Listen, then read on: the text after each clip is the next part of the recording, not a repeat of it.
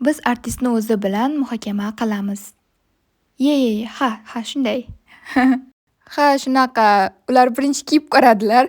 Ha, shunday kiyib ko'raman birinchi. Ha, shunday. Mavzu albatta mening obrazimga ilhom berdi. Laura bir nechta g'oyalarni yubordi, san'at va moda atrofidagi mavzularni va ular orasidan biz US Saint Laurent bir necha bor ishlatgan dizaynni tanlashga qaror qildik.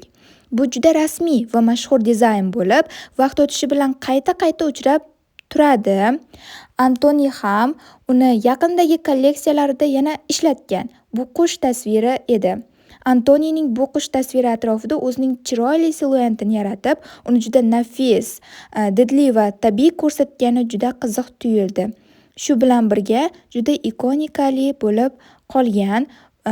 Shu sababli bugun uni kechqurun kiyishimdan juda hayajondaman. Metdagi 3-yilim. Juda ko'p narsani o'rganyapman. Bu faqat qizil asosiy gilam uchun hozircha juda jozibali, uzun, yoriqli kesimi bor. Men uchun Roziya bu xuddi sokin bo'ronga o'xshaydi, to'g'rimi? Hammasi juda oddiy va osondek ko'rinadi, keyin esa u libosni kiyganida yoki dizayn ichiga kirganida uning qandaydir o'zgacha narsa uyg'onadi. Shuning uchun men uni sokin bo'ronim deb atayman. Lekin kiyimlar uni shu xarakterini aks ettirishi kerak, to'g'rimi?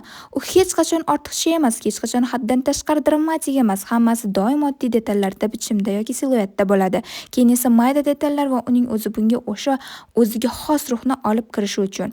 Albatta, mavzu yoki dress kod e'lon qilingach, men darrov US Saint Laurent janoblariga murojaat qildim. Uning ko'ylagida kaptar tasviri tanlovi shu yoki modern uslubi edi. US Saint Laurent aynan shu dizaynlar bilan mashhur bo'lgan va aql bovar qilmaydigan darajada chiroyli. Butun dunyoni ko'rishni sabrsizlik bilan kutyapman. Salom. Bizning sochimiz juda o'xshash. Ha, albatta. Biz raqobatlashamiz, bu bizga yoqadi.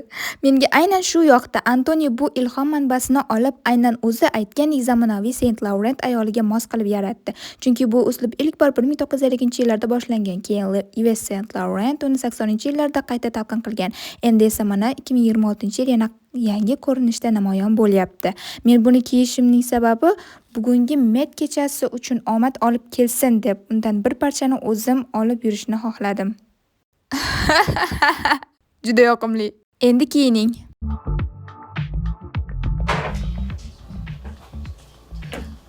Wow! Men sizga buni beraman. Ha, buni unutib bo'lmaydi. Mana endi men to'liq yakuniy obrazimdaman. Bu taqinchoq bilan o'zim juda markazdagi yulduzdek his qilyapman va go'yo hozir uchib ketadigandekman.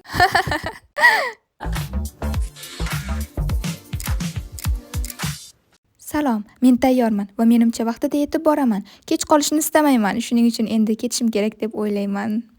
Shunaqa, xayr. Roziyamizning yonida xunukgina bo'lib turgan amakining ko'rinishiga vobshe gap yo'q. Endi gapirishini-ku aytmasa ham bo'ladi. Xullas shunaqa gaplar. Video yoqqan bo'lsa, like va obuna tugmasini bosib, keyingi video qaysi idol haqida chiqishini kommentariyada yozib keting. E'tiboringiz uchun rahmat.